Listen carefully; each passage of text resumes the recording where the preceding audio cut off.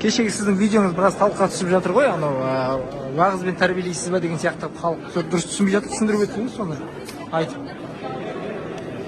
Осылай жұмыс істейсіз бе ары қарай да? Кешіңіз осылай тоқтап жауап берсеңізші.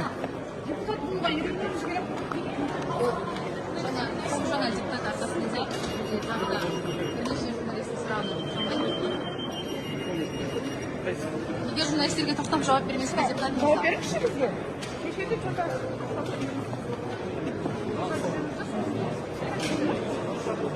Бір ұйықтап тұрып жүрмесін байқамай.